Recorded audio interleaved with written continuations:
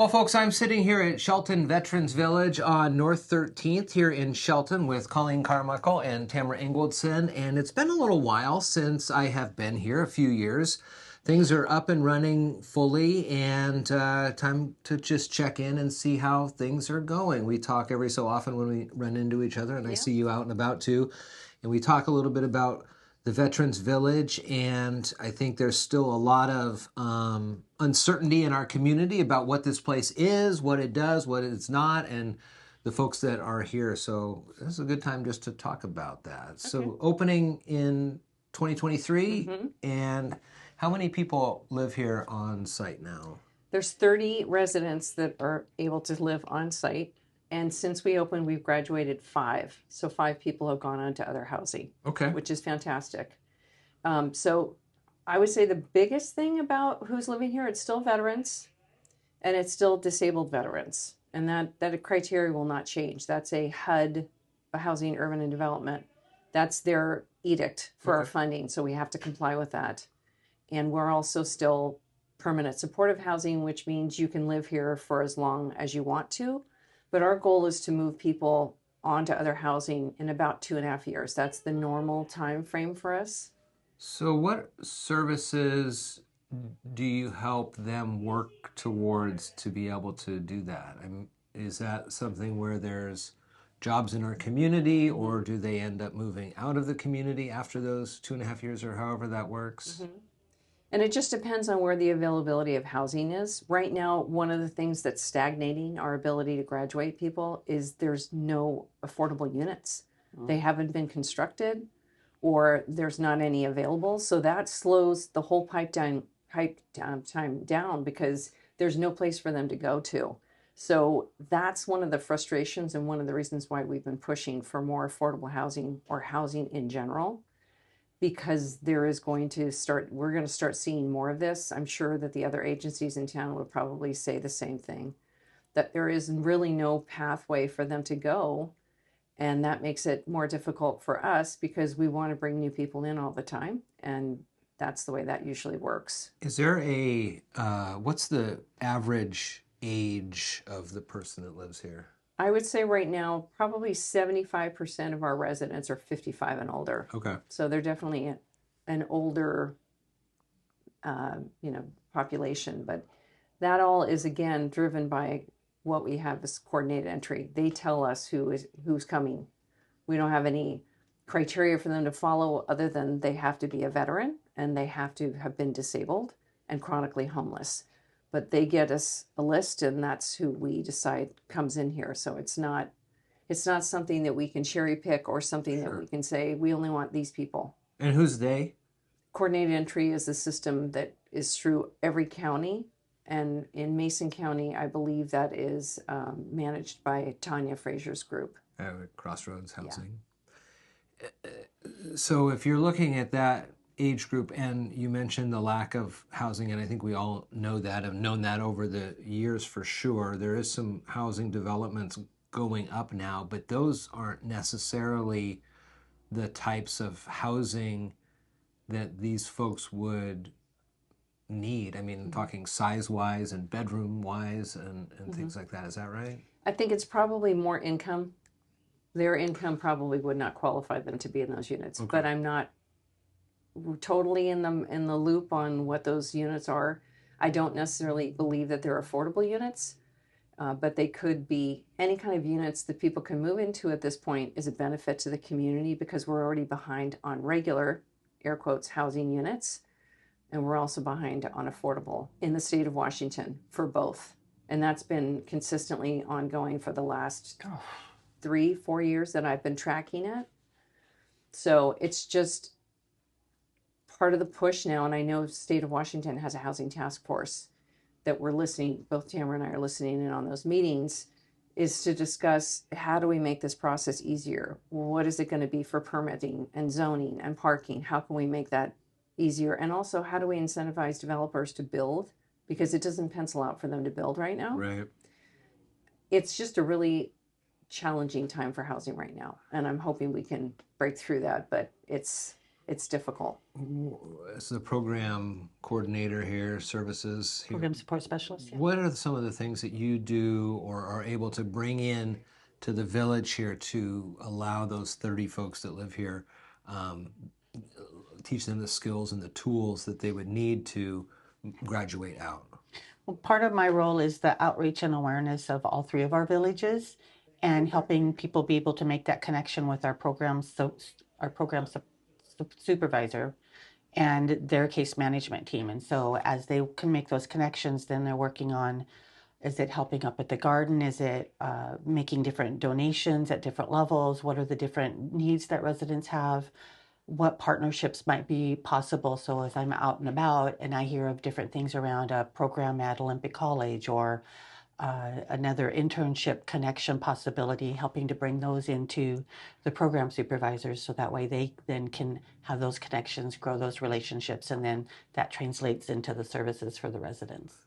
This program, and help me out if I'm wrong here, but this is similar to the Quixote Village in Olympia. Correct. On Plum Street. No, Mottman. Oh, on Mottman. Yeah, there are other tiny home villages, but they're not run by our agency. Okay. We do the one on Mottman, which is Quixote Village, the original. And then we have Shelton Veterans Village, which is on the Soldiers Home campus, and we have this village.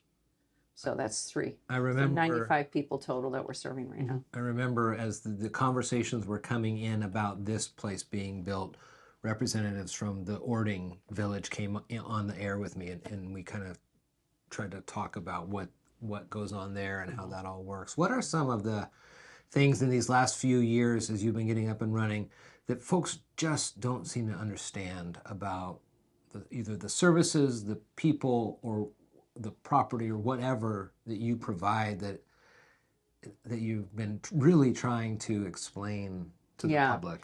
I think to start with, they were afraid because they didn't know what our model was, how it was going to work. Mm-hmm.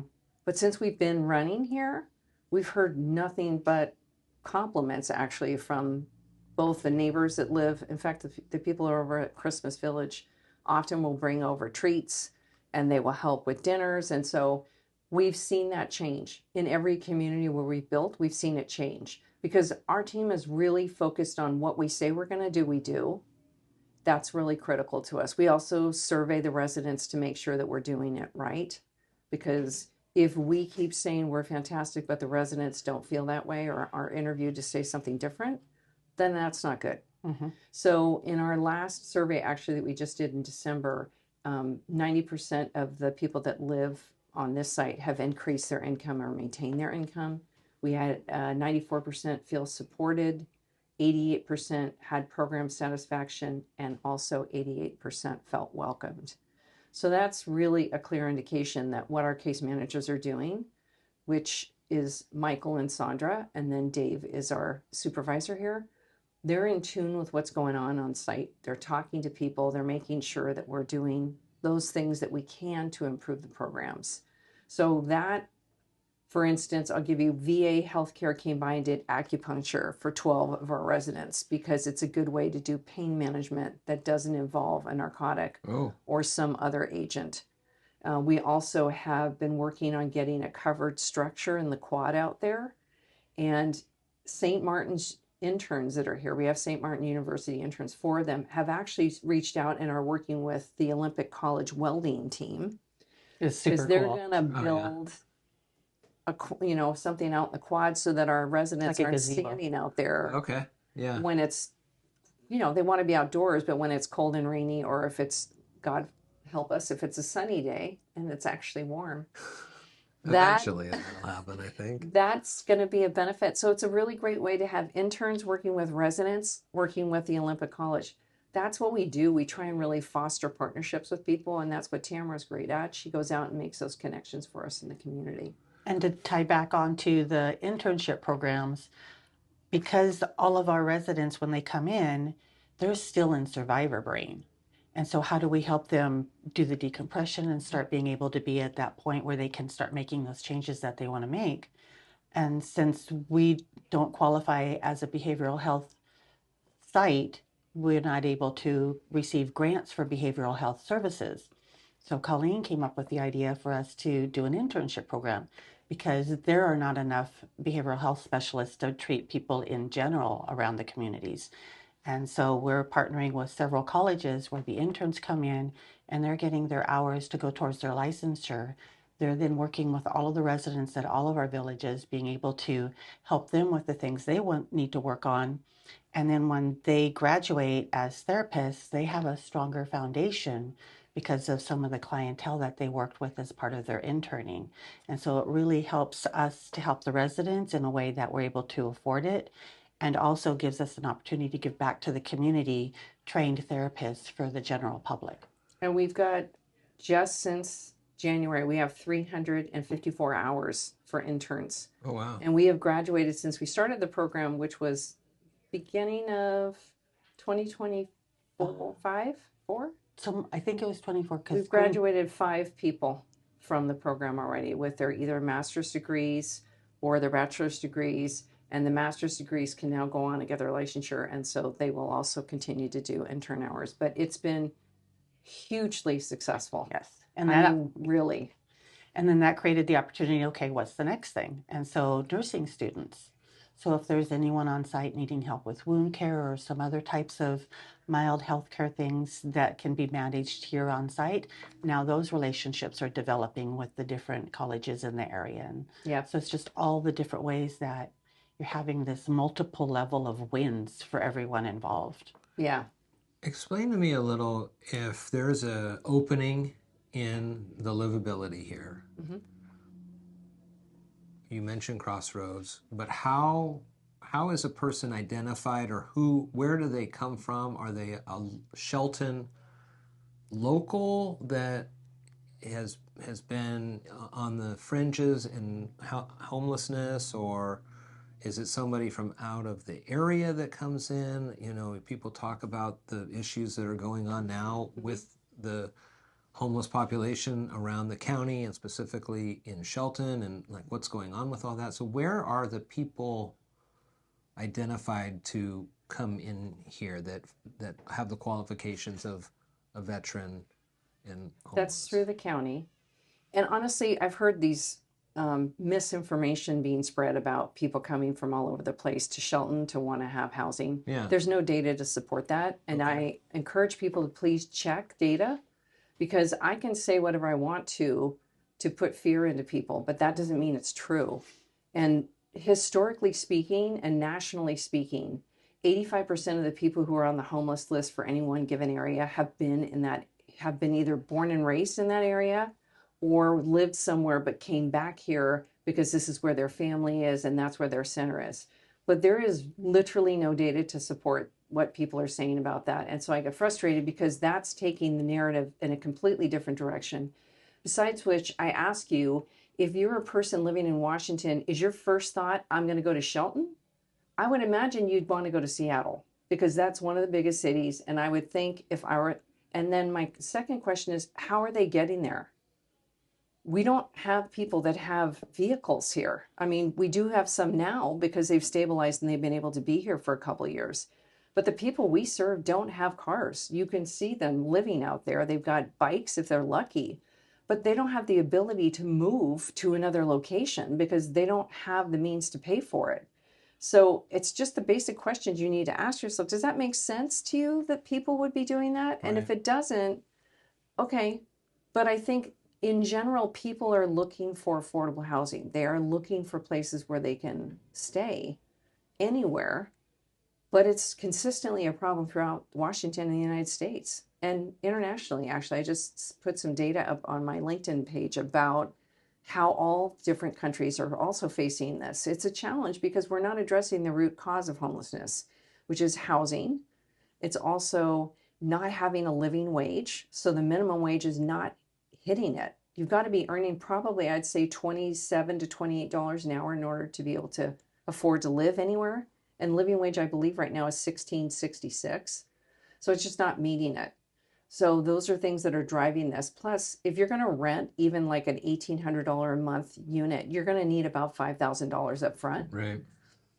Nobody has that kind of a disposable income. So it's this ongoing thing.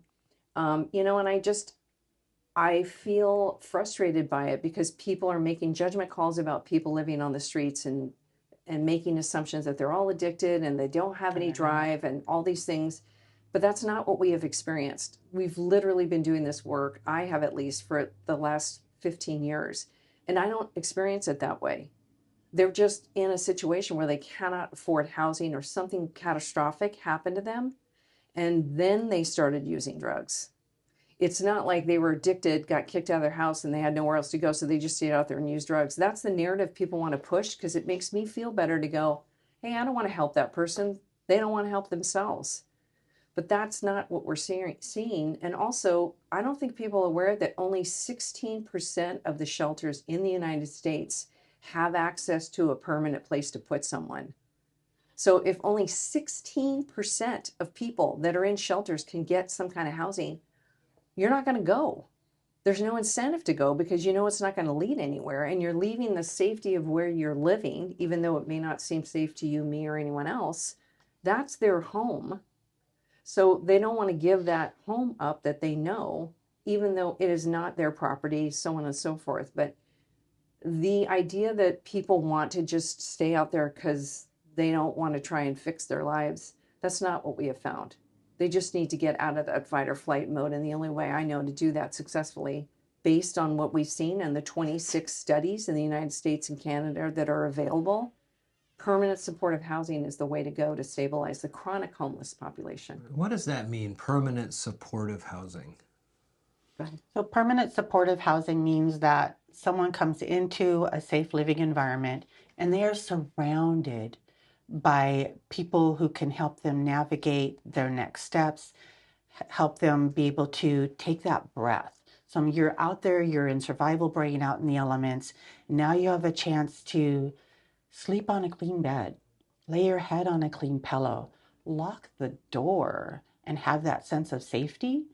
And then as people are able to do those transitions and that supportive wraparound services, then as Colleen said, the goal is, after a couple of years, hoping people are confident enough, have the attitude of, I've got this. And then the case managers will help them work on that next transition into independent housing. And so the permanent supportive means the supportive piece is always there for them.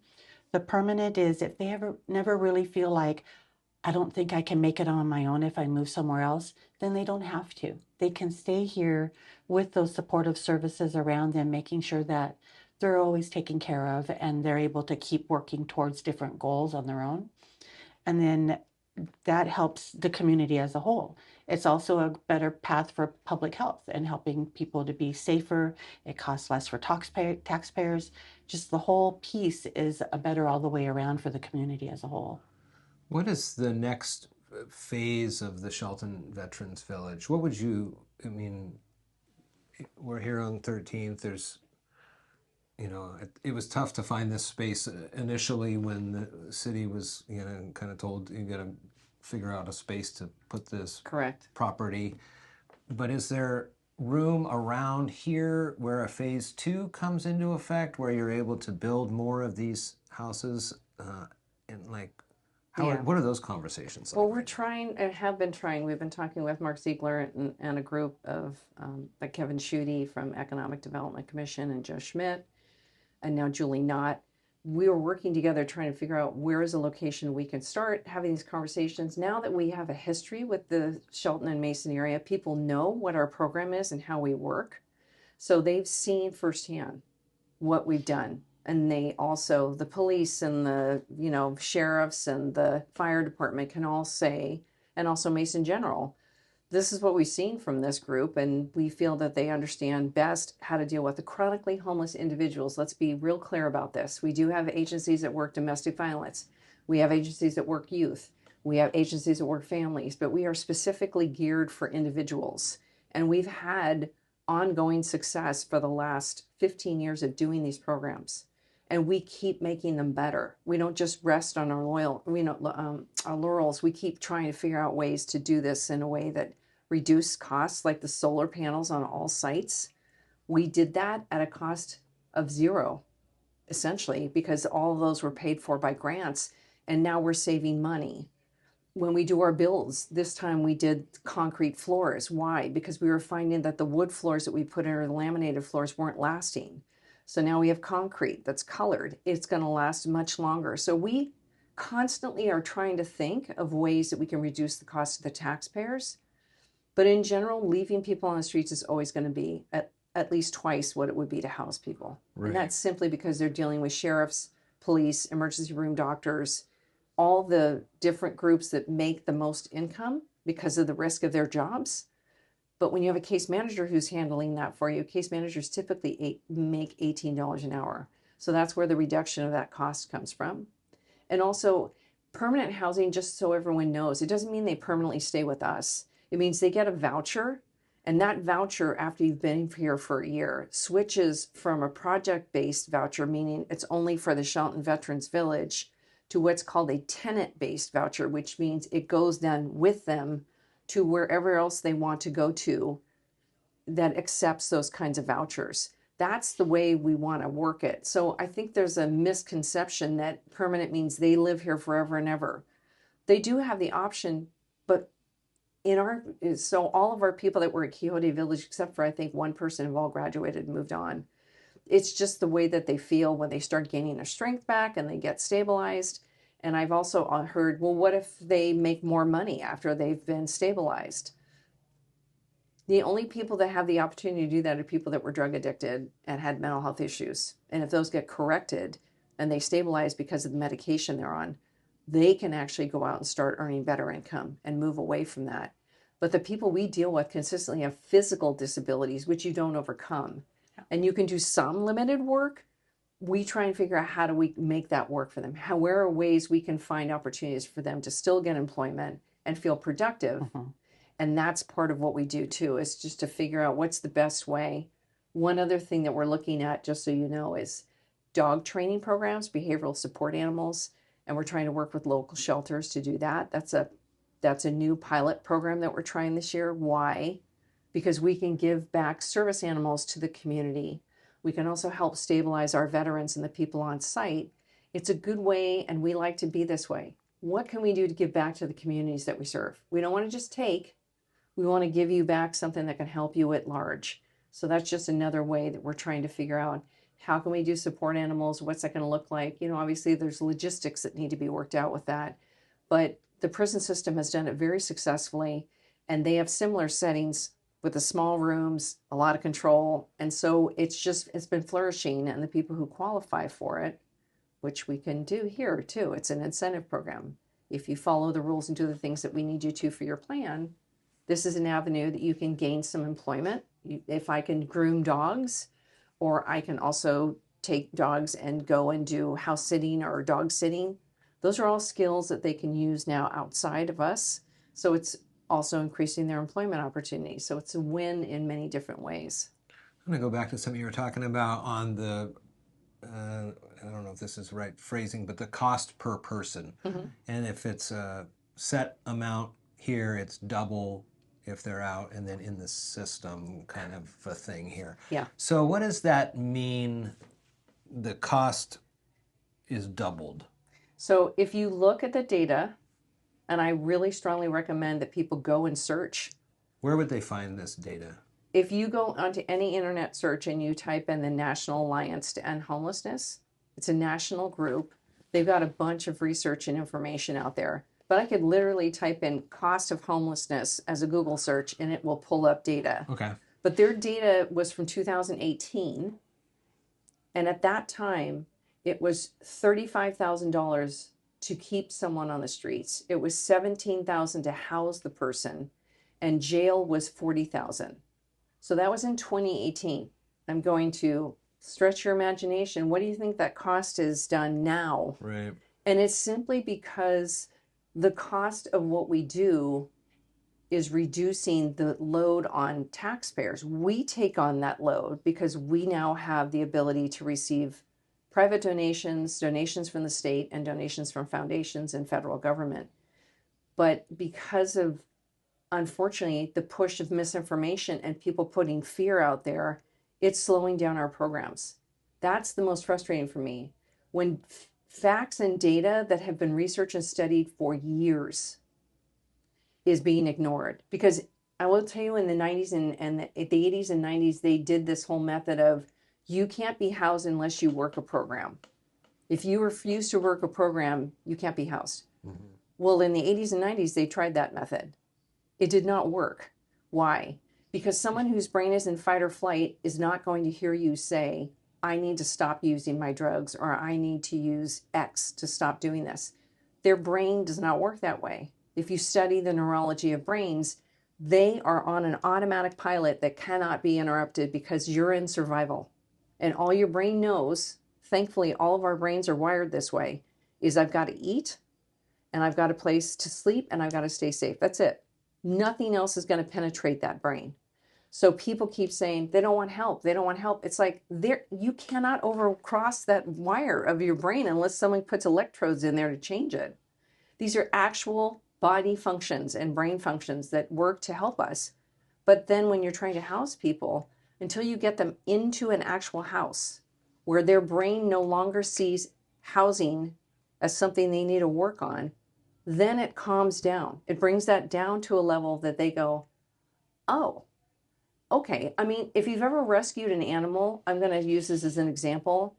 Dogs sometimes will sleep for weeks when you bring them in for a shelter. Why? Because they've been so traumatized by what they've been doing.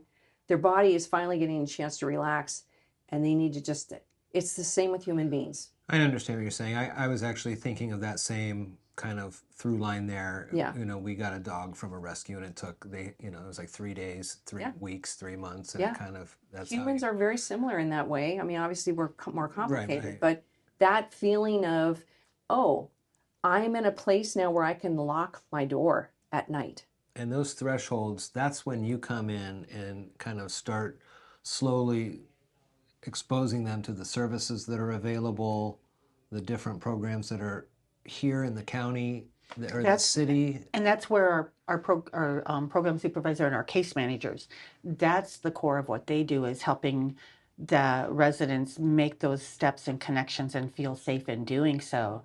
I help to have the community information be connected in. Okay. So that way they can focus on the residents and not have to be, oh, where do I search for this? Where do I search for that? I'm out there helping to do the searching so they can focus on what really matters. And that's helping the people be able to get back their agency to start making those positive choices in their lives. So one thing that I'm kind of hearing is that some of the residents here, albeit for a few, don't have transportation and may have mobility issues. So if you're looking at expanding the footprint of the Veterans Village, for example, is it purely, does it have to be in the Shelton city limits because of its proximity to city government and county resources?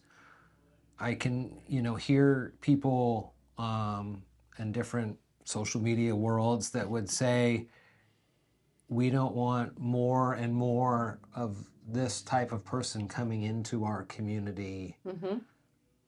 So are you able to look outside of Shelton? Does it have to be here because of the service center for the county and those types of things? And then what would you say to those folks as well? Yeah, it's beneficial to have people that so here's the thing. If you want to remove them out to the woods somewhere, help me understand how they're going to be able to get employment. How are they going to get to their jobs? How are they going to be productive members of your community and give you the tax money that you need to continue to support them, right? Right. So what people have found is that the reason why we're in these city areas is because we have a transportation line. We have a bus that comes along. There's a hospital right there. There's an Olympic College right across the street. The food is very close. We've got a Walmart and YMCA. I mean, there's a lot of different places that they can take advantage of that are within walking distance. I think the reason people say, I don't want those people here, is because they see them in the state that they are out in crisis, okay? But the minute I remove those people from the streets, you're not seeing that crisis anymore.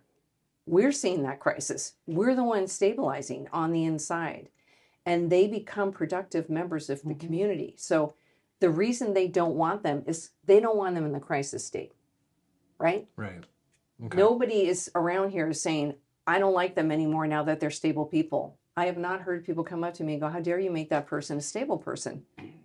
Like they're thrilled that everyone is stabilized. We've got Earth Day coming up, and I know Mason Conservation District as well as the Rotary Club of Shelton Skookum are coming out once again to help with the garden up there. Why? Because that garden is helping them get produce that we can potentially have them sell at the farmers market. They can also learn about gardening.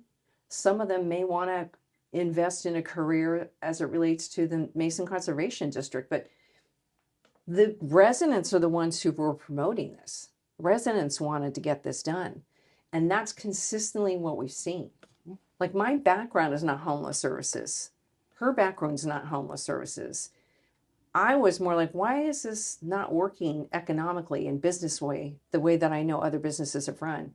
So that's why that model is important to me, that we make them economically strong, that we make sure that people have a pathway to better employment and that they can improve the tax base. That is what we've seen. I can't say that's true for everybody, but I know for sure that that's our model and that's what our leadership and our teams strive to do. So yeah, I want to expand the footprint. I would love to have another 30 houses for chronically homeless people in Shelton. And what happens in the lease agreements that we sign with cities or counties is they dictate in that lease who gets the priority on this. Who are the people you get to ask first?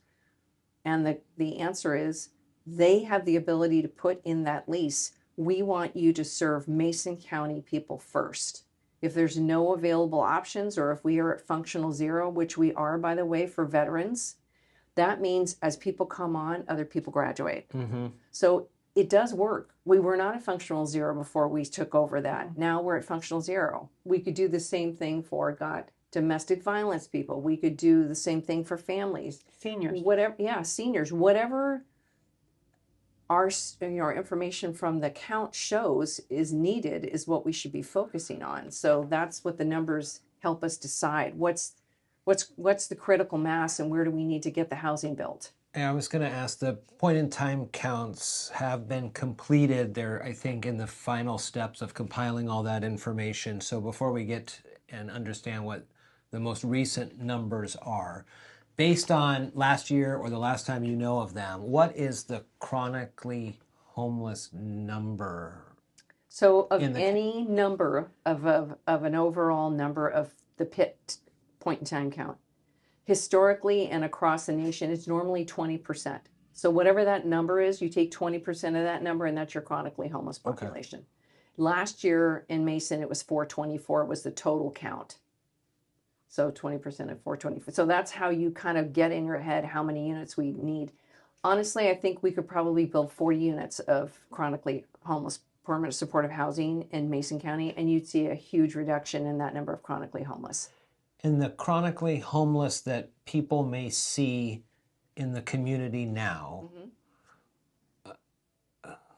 They're making an assumption, right? They don't know that they're chronically homeless. They don't know what their story is. They just see them out there. Yeah. And in their minds, they think, oh, this person's just drug addicted and they don't want any help.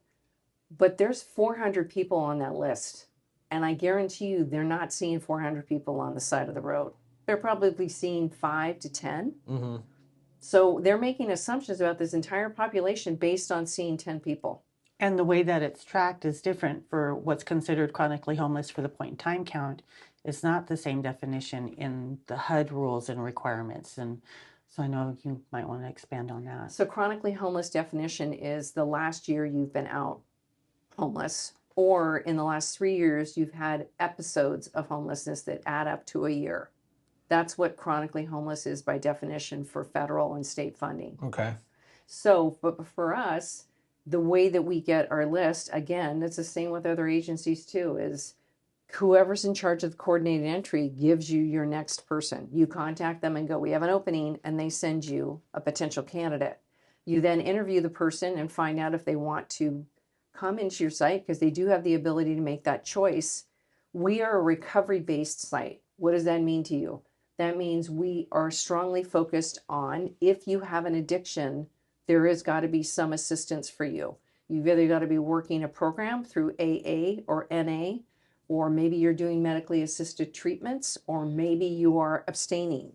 Any way you want to slice it, We want you to be focused on that recovery. There is no unused drug site here. If there is any indication that there is, you will be asked to leave our property because we have a lease agreement with you and we also have a code of conduct. So everyone's different, but for this model, we have found, and the reason why we want to focus on sobriety is simply because once we get you housed and we can stabilize your brain from being in fight or flight, we've got to address the issue that we think might hurt you in future housing. It may not have hurt you when you first went out homeless. Maybe you weren't even using anything at that time. But as a coping mechanism, you started using. So now we're like, okay, what's the current problem you're dealing with that's going to keep you from getting housed? That's what we have to work on with for you to get you stable. And people genuinely are wanting to do that. We do have people that say, I don't want to do that. I just don't. Or their actions don't support that they want to. Mm-hmm. So they're asked to leave, or hopefully we can find another place for them to go that accepts people that are not following that path. But every agency is different. Everybody has different roles. That just so happens that our residents who founded this agency, by the way, residents asked for this. We didn't dictate to them. They said, we want to keep it so that we all work together on these issues, which is completely counter to what everyone believes about them. So why then would this original pod of people who started this organization feel that way if they're all addicts and they don't care about themselves? So again, from my experience, from Tamra's experience, from the team's experience working here with them, I've not found that to be true. There's a rare occasion where someone is just straight up like, they're too much for us to handle. And that's understood. If they have a really severe behavioral health issue that is not going to be managed in this setting, it needs to be in a 24/7 institutional type setting. Okay. But we're given those people to start with, just so you know, and we have to try and figure out how to manage them, which is not fun because we don't have licensed therapists on site, but we're being asked to do that as part of our funding. And that's what's burning our staff out, because you're in crisis with people all the time. And especially when they first come in, but I don't have the licensure to pay, to have that coverage. And to Tamra's point, they won't fund it unless you're a licensed facility. So I have such frustration with the people that don't understand what we're trying to do, because it's like, what would you do if you were in our spot? You don't get the funding to help for on-site behavioral health. You are sent people that are in complete crisis, and you can't do anything about it except let them trash something and do what they need to for the first month they're with you. In the meantime, you got 26 other people staring at this person going, what's happening over here? So we've got to think about our team. We got to think about the other residents. And like I said, it's a huge challenge, but thankfully we've been fortunate and blessed that we have such incredible people working here that really give it even more than they probably normally would, because they know what it means for them to go back to the streets. One more question on the potential of an expansion of this property, right? So what would be the incentive for the city to allow for this to be expanded to have 30 additional houses, doubling the size of what's here? It's going to reduce the cost to the city. Versus, though, letting a developer build a plot of 16 three-bedroom homes that they can get even bigger property. Like, what would you say to the city to say, before you go on this new housing project here that's going to bring in these $500,000 homes or something, let's utilize this property and do this again. Yeah. Where would they, in dollars and cents, like where would they find an incentive to do that? So the cities and counties both have comprehensive plans. And the county has specifically now done 2 different housing needs assessments. And they're seeing what I see, which is you have a gap. You have a huge gap here in what people can afford for Shelton specifically. Mm-hmm. So to ignore it is just to continue to see more people struggling with poverty. And we're seeing it. The prices that are going up are not made up. They're actually going up, and people can't afford. They're having to choose between feeding their family and having a car. It's a snowball. It's continuing to happen. So to the city is like, please hear me. I'm happy that you're going to build any kind of housing, quite frankly, at this point. Mm-hmm. But if you want to address those issues that you have paid to have looked at through these different assessments, what is the point of doing the assessments if then you don't pay attention to any kind of strategy forward to eliminate those? And how can you take those developments that are being worked on and look at having them set up as diverse, economically diverse developments? So making sure there are enough houses at the different economic levels. So when people are needing to do comps for appraisals and those kinds of things, you have the right number, but also making it economically diverse housing so you don't have people living in bubbles and isolated based on their economics. When you have that mix of people and the various economics, then everybody learns from each other. And people who maybe haven't struggled as much learn from their new neighbors that have been struggling, and they can help. Oh, well, this is how we got here. And so now you're having a much stronger community because people are learning from each other and living in awareness and being able to take each other's experiences and help out all of them be stronger and more understanding of each other. I remember that happening with areas in the county city kind of line there when there was a potential for a housing development to come in. The nearby neighborhood was like, I don't want them here. And I think that's because they called it workforce housing. Yeah. And when I hear workforce housing, I grew up in projects in White Center back in the 70s. And so that's what my brain sees as projects, which is not something that makes someone feel proud and that they want to work harder for that next level. And so if we look at it as economically diverse housing in ways that help people at all of the different stages be able to get into a nice place to live, a safe place to live, but also they're in community with other individuals they may not normally cross paths with.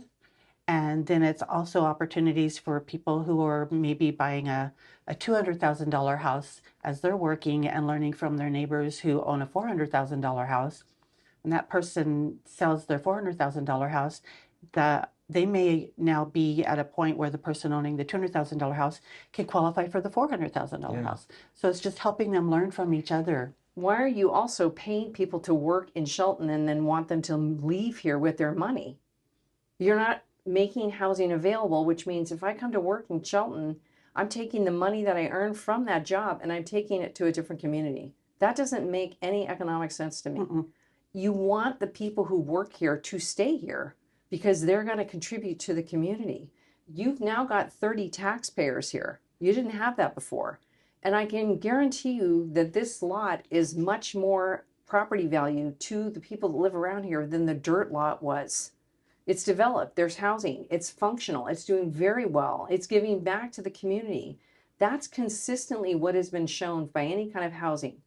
But I think it's just the city and county do understand the dynamics of that, but when you have certain people in the community pushing back on that thought because they don't want to give those people an opportunity, I'm saying to them, you're already paying for this. Mm-hmm. You're already paying for it.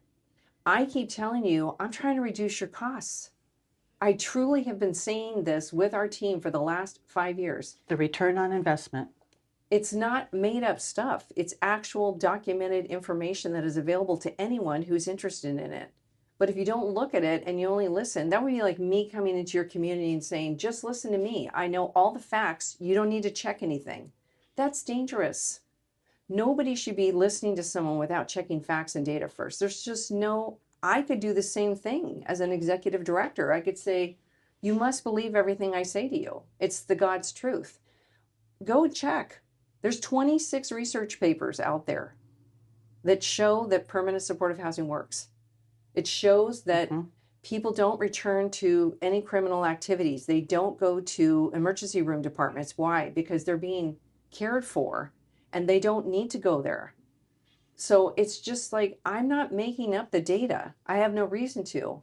And I know there's a think tank out there called the Cicero Institute, but that's funded by a tech billionaire who is also in funding with the prison system. So if I'm him, I'm going to say all day long, oh, we should arrest people. We should get those people off the streets. But there's no data in those Cicero studies to support what is an actual factual finding, which is if you give people the opportunity to contribute back to you as taxpayers, they're going to stay and they're going to contribute back to you. And I don't think there's anyone in this community that feels these veterans are not deserving of being living space here, given the space here, and haven't come over here themselves and seen for themselves what's happening. You've been here multiple times now. I know the Skookum Club has been here. There's Mason Conservation District. Why are these people still coming here if it's so dangerous and they feel unsafe or they feel like they're not contributing? Do you do tours here? Yeah, I was just going to pick up on meet and greets or with graduates? I was just going to go there with that. And so if people want to do a tour, all they have to do is reach out to me and I'll make that connection with Dave because we like to try and schedule them. If you want to do a tour of a group, getting those all coordinated, because bottom line is this is a private residence. And so when we're scheduling tours, we're doing that to be respectful of the resident space versus just someone walking up saying, hey, I want to check this all out. Sure. Well, you wouldn't want someone to come to your door and say, hey, my taxpayer dollars paid for the road in front of your home. I want to come check out your house. We wouldn't do that. But they're already in a fishbowl. Yeah, they are in a fishbowl. Yeah. So really, there's nothing to hide here. Yeah. And so that's the thing is, you're here. If you live in Shelton, you can see them. You drive by them probably on your way home or to work or wherever. So they're here, but we're showing that they're giving back to the community. Yep. And we are showing that there are also people from the community who've been tremendously supportive of us here. Mm-hmm. And we're feeling that grow every time, every day. And we have given the opportunity for people to come and take tours who don't understand what we're trying to do and are scared by it. And unfortunately, they have not taken us up on it. And it's been year after year after year of making those invitations. So then I ask myself, why? Why aren't they willing to at least come out and see for themselves? I'm saying, don't believe me. Come out and see. Talk to the residents. And that's the thing that baffles me. It's like, if you think that we aren't good, then come check it out. Come see what's going on here. You don't have to believe me. I don't want you to believe me. And also talk to the county, talk to the health services department. Say, are they good? Are they one of the stronger agencies here? Let them tell you. They've got the data that supports it. I don't say things that I don't know I can back up with data because that's craziness, right? So, and I think all of the agencies in town, all of them, are doing the best they can with what they have. No one is telling you they got it down, man. No one. Because we're all wondering how are we going to keep our agencies going? Because the federal funds are doing this. Yeah. And we're in Shelton. We're not in a competitive environment. Like Olympia, Seattle, they have, you can really show yourself to be a huge player, but not here. So it's a really scary time. And if you don't have really solid financials, which not many do, then you got to worry about this stuff. But we're still a better solution than leaving people on the streets. Period. And if people really want to understand more or they have questions or they're afraid, have us come talk. Tamra's been really great I've gone to so many different clubs and made presentations, and I literally give them the data because I want them to know. And I give them sources. Here's my list of sources. So you can go and check everything I say has a link to it. I do that on LinkedIn. I have a LinkedIn page. And I just push out stories. I push out data. When I find it, I send it. Why? Because don't believe me. I'm just one person, but I really care about this because I'm an economics person first. I'm a finance person first, but I also have a big heart for the people we serve. So that's my passion. That's what I want to do is try and correct this so that we can have stronger cities and stronger counties. Well, I'll put the links and the information on how people can get in touch in the show notes here to learn more about this if they so choose. But this is a good conversation. I think a lot of good information that you shared, and we probably could keep talking for a long time about this topic for sure. But I'm here at the Shelton Veterans Village on North 13th. Been open for a few years now and helping to support currently 30 veterans in our community, and they have been working hard to graduate many, many more. Colleen Carmichael, Tamra Ingwaldson, thank you so much. Thank you.